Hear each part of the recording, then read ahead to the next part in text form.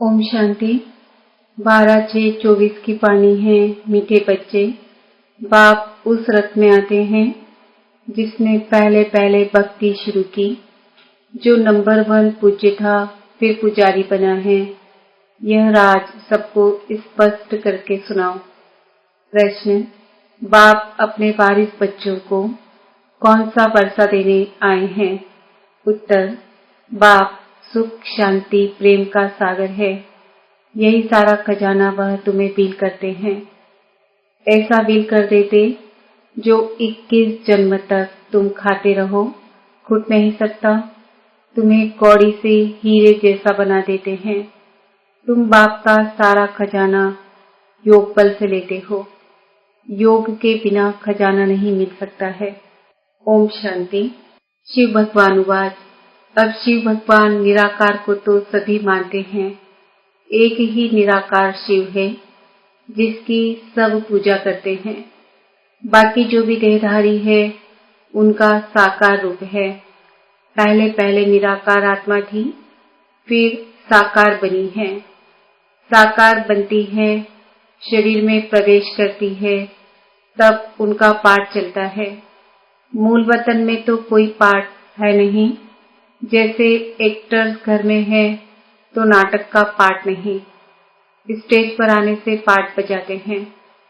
आत्माएं भी यहाँ आकर शरीर द्वारा पाठ बजाती है। पाठ पर ही सारा मदार है। आत्मा में तो कोई फर्क नहीं है।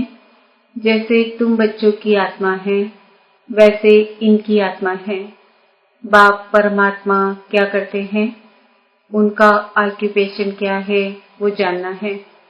कोई प्रेसिडेंट है, राजा है, यह आत्मा का ऑक्यूपेशन है ना। यह पवित्र देवताएं हैं, इसलिए इनको पूजा जाता है। अभी तुम समझते हो, यह पढ़ाई पढ़कर लक्ष्मी नारायण विश्व के मालिक बने हैं। किसने बनाया? परमात्मा ने। तुम आत्माएं भी पढ़ाती हो। बड़ाई यह है जो बाप आकर तुम बच्चों को पढ़ाते हैं और राजयोग भी सिखलाते हैं। कितना सहज है। इसको कहा जाता है राजयोग। बाप को याद करने से हम सतो प्रधान बन जाते हैं। बाप तो है ही सतो प्रधान। उनकी कितनी महिमा गाते हैं। भक्ति मार्ग में कितना फल, दूध आदि चढ़ाते हैं। समझ कुछ नहीं। देवताओं को पूजते हैं, शिव पर दूध फूल आदि चढ़ाते हैं, कुछ पता नहीं। देवताओं ने राज्य किया। अच्छा, शिव पर क्यों चढ़ाते? उसने क्या कर्तव्य किया है जो इतना पूजते हो?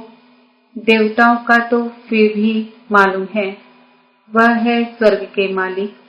उन्हों को किसने बनाया यह भी पता नहीं। पूजा भी करते हैं शिव की, परंतु ख्याल में नहीं कि यह भगवान है। भगवान ने इन्हों को ऐसा बनाया है। कितनी भक्ति करते हैं। है सब अनजान। तुमने भी शिव की पूजा की होगी। अभी तुम समझते हो, आगे कुछ भी नहीं जानते थे। उनका ऑक्यूपेशन क्या है, क्या सुख देते हैं, कुछ भी पता नहीं था। क्या यह देवताएं सुख देते हैं? भल राजा रानी प्रजा को सुख देते हैं, परंतु उन्हों को तो शिव बाबा ने ऐसा बनाया ना। बलिहारी उनकी है। यह तो सिर्फ राजा ही करते हैं, प्रजा भी बन जाती है। बाकी यह कोई का कल्याण नहीं करते हैं। अगर करते भी हैं तो अल्पकाल के लिए। अभी तुम बच्चों को पाप पैट पढ़ाते हैं, उनको कहा जाता है कल्याणकारी। बाप अपना परिचय देते हैं। मेरे लिंग की तुम पूजा करते थे, उनको परम आत्मा कहते थे। परम आत्मा से परमात्मा हो जाता, परंतु यह नहीं जानते कि यह क्या करते हैं। बस सिर्फ कह देंगे कि वह सर्वव्यापी है, नाम रूप से न्यारा है। फिर उस पर दूध आदि चढ़ाना शोभता नहीं है। आकार है तब तो उस पर चढ़ाते हैं ना। उनको निराकार तो कह नहीं सकते। तुमसे मनुष्य आर्ग्यू बहुत करते हैं। बाबा के आगे भी आकर आर्ग्यू ही करेंगे, फालतू माथा खपाएंगे, फायदा कुछ भी नहीं। यह समझाना तो तुम बच्चों का काम है। तुम बच्चे जानते हो बाबा ने हमको कितना ऊंच बनाया है। यह पढ़ाई है। बाप टीचर बन पढ़ाते हैं। तुम मनुष्य से देवता बनने के लिए पढ़ रहे हो। देवी देवता हैं सतयुग में, कलयुग में होते नहीं। राम राज्य ही नहीं जो पवित्र रह सके। देवी देवता थे, फिर वाम मार्ग में चले जाते हैं। बाकी जैसे चित्र दिखाए हैं ऐसे नहीं। जगन्नाथ के मंदिर में तुम देखेंगे काले चित्र हैं। बाप कहते हैं माया जीते जगत जीत बनो, तो उन्होंने फिर जगन्नाथ नाम रख दिया है। ऊपर में सब गंदे चित्र दिखाए हैं। देवताएं वाम मार्ग में गए तो काले बन पड़े। उनकी भी पूजा करते रहते हैं। मनुष्यों को तो कुछ पता नहीं कब हम पूज्य थे। 84 जन्मों का हिसाब किसकी भी बुद्धि में नहीं है। पहले पूज्य सतो प्रधान, फिर 84 जन्म लेते लेते तमो प्रधान पुजारी बन पड़ते हैं। रघुनाथ मंदिर में काला चित्र दिखाते हैं, अर्थ तो उनका कुछ भी समझते नहीं। अभी तुम बच्चों को बाप बैठ समझाते हैं। ज्ञान चिता पर बैठ गोरे बनते हो, काम चिता पर बैठ काले बन पड़ते हो। देवताएं वाम मार्ग में जाकर भिखारी बन पड़े, फिर उनका नाम देवता तो रख नहीं सकते। वाम मार्ग में जाने से काले बन पड़े हो, यह निशानी दिखाई है। तुम जानते हो कि शिव बाबा तो काला बनता ही नहीं, वह तो हीरा है जो तुमको भी हीरे जैसा बनाते हैं। वह तो कभी काला बनते नहीं, उनको फिर काला क्यों बना दिया? कोई काला होगा, उसने बैठ काला बनाया होगा। शिव बाबा कहते हैं हमने क्या दोष किया जो मुझे काला बना दिया है? मैं तो आता ही हूँ सबको गोरा बनाने, मैं तो सदैव गोरा हूँ। मनुष्यों की ऐसी बुद्धि बन पड़ी है जो कुछ भी समझते नहीं। शिव बाबा तो है ही सबको हीरा बनाने वाला। मैं तो एक बार गोरा मुसाफिर हूँ। मैंने क्या किया जो मुझे काला बनाया है? अब तुमको भी गोरा बनना है ऊंच पद पाने के लिए। ऊंच पद कैसे पाना है वह तो बाप ने समझाया है। Follow father. जैसे बाबा ने सब कुछ बाप के हवाले कर दिया, फादर को देखो कैसे सब कुछ दे दिया। भल साधारण थे, न बहुत गरीब न बहुत साहूकार थे। बाबा अभी भी कहते हैं तुम्हारा खान पान बीच का साधारण होना चाहिए, न बहुत ऊंच न बहुत कम। बाप ही सब शिक्षा देते हैं, यह भी देखने में तो साधारण ही आते हैं। तुमको कहते हैं कहाँ है भगवान दिखाओ। अरे आत्मा बिंदी है, उनको देखेंगे क्या? यह तो जानते हो आत्मा का साक्षात्कार इन आंखों से होता नहीं। तुम कहते हो भगवान पढ़ाते हैं, तो जरूर कोई शरीरधारी होगा। निराकार कैसे पढ़ाएंगे? मनुष्यों को तो कुछ भी पता नहीं है।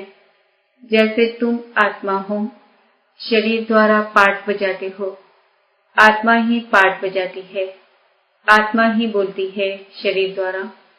तो आत्मावाच, परंतु आत्मावाच शोभता नहीं। आत्मा तो वानप्रस्थ वाणी से परे, वाच तो शरीर से ही करेगी। वाणी से परे सिर्फ आत्मा ही रह जाती है। वाणी में आना है तो शरीर जरूर चाहिए।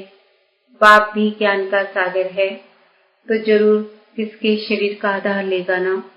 उसको रथ कहा जाता है, नहीं तो वह सुनाए कैसे। बाप पतित से पावन बनने के लिए शिक्षा देते हैं। प्रेरणा की बात नहीं, यह तो ज्ञान की बात है। वह आए कैसे, किसके शरीर में आए? आएगा तो जरूर मनुष्य में ही। किस मनुष्य में आए कोई को पता नहीं है सिवाय तुम्हारे। रचयिता खुद ही बैठ अपना परिचय देते हैं। मैं कैसे और किस रथ में आता हूँ। बच्चे तो जानते हैं कि बाप का रथ कौन सा है। बहुत मनुष्य मूंझे हुए हैं, किस किस का रथ बना देते हैं। जानवर आदि में तो आ न सके।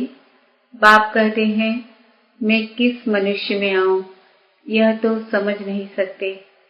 आना भी भारत में ही होता है। भारतवासियों में भी किसके तन में आऊं? क्या प्रेसिडेंट व साधु महात्मा के रथ में आएगा?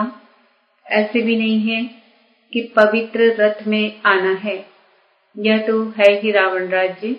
गायन भी है, दूर देश का रहने वाला आया देश पर आए। यह भी बच्चों को पता है कि भारत अविनाशी खंड है, उसका कभी विनाश नहीं होता। अविनाशी बाप अविनाशी भारत खंड में ही आते हैं। किस तन में आते हैं वह खुद ही बताते हैं, और तो कोई जान न सके। तुम जानते हो, कोई साधु महात्मा में भी आ न सके। वह है हठ योगी, निवृत्ति मार्ग वाले। बाकी रहे भारतवासी भक्त। अब भक्तों में भी किस भक्त में आए?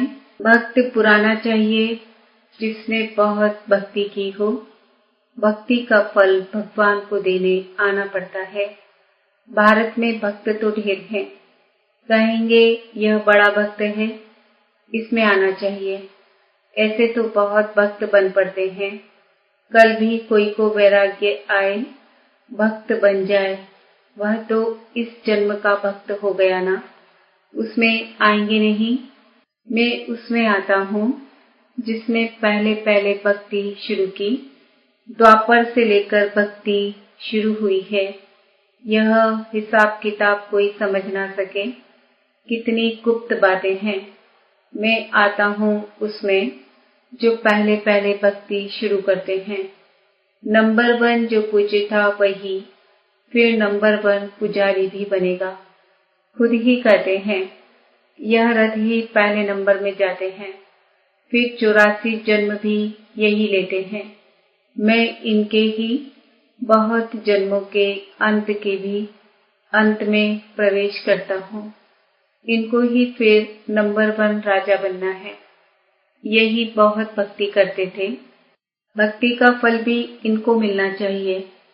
बाप दिखलाते हैं बच्चों को कि देखो यह मेरे पर वारी कैसे गया, सब कुछ दे दिया। इतने ढेर बच्चों को सिखलाने के लिए धन भी चाहिए। ईश्वर का यज्ञ रचा हुआ है। खुदा इसमें बैठ रुद्र ज्ञान यज्ञ रचते हैं। इसको पढ़ाई भी कहा जाता है। रुद्र शिव बाबा जो ज्ञान का सागर है, उसने यज्ञ रचा है ज्ञान देने के लिए। अक्षर बिल्कुल ठीक है। राजस्व स्वराज्य पाने के लिए यज्ञ। इसको यज्ञ क्यों कहते हैं? यज्ञ में तो वह लोग आहुति आदि बहुत डालते हैं। तुम तो पढ़ते हो, आहुति क्या डालते हो? तुम जानते हो हम पढ़कर होशियार हो जाएंगे, फिर यह सारी दुनिया इसमें स्वाहा हो जाएगी। यज्ञ में पिछाड़ी के टाइम जो भी सामग्री है सब डाल देते हैं। तुम बच्चे अब जानते हो हमको बाप पढ़ा रहे हैं। बाप है तो बहुत साधारण।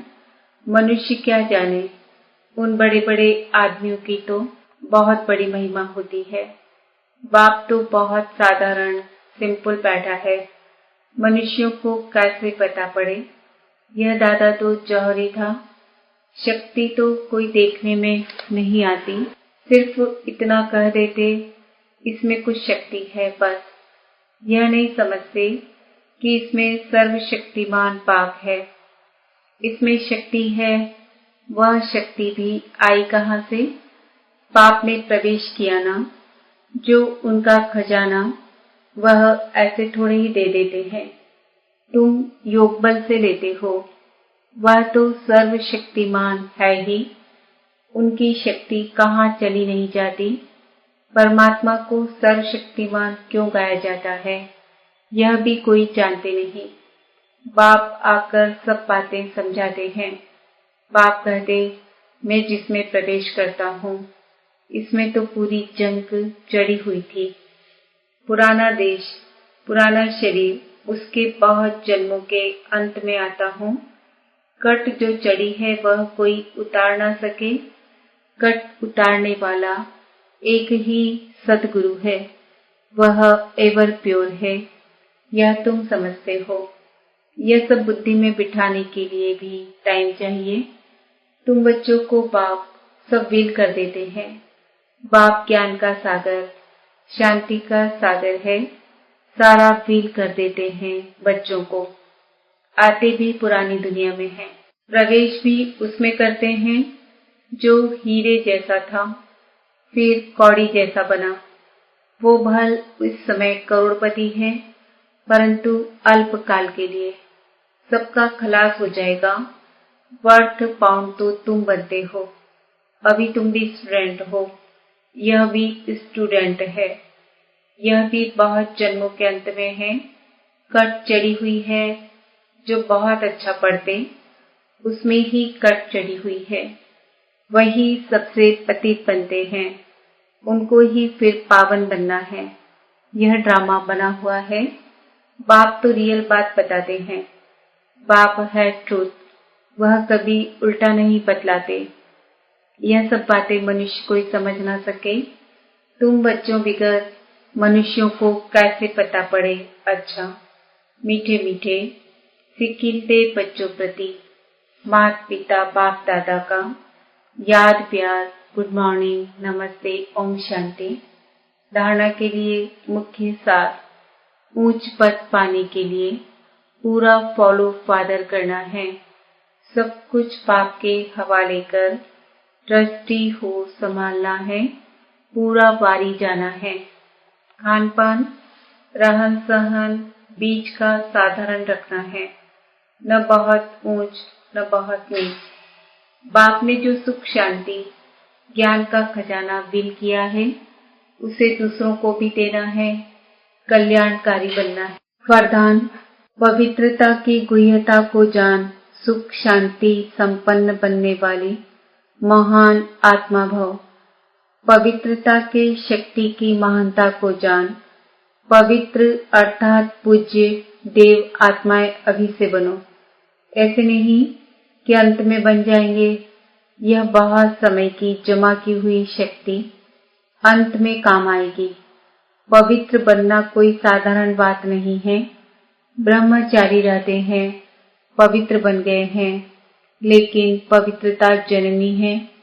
चाहे संकल्प से, चाहे वृत्ति से, वायुमंडल से, वाणी से, संपर्क से, सुख शांति की जननी बनना, इसको कहते हैं महान आत्मा। स्लोगन, ऊंची स्थिति में स्थित हो, सर्व आत्माओं को रहम की दृष्टि दो, वाइब्रेशन फैलाओ। आज का सम्मान है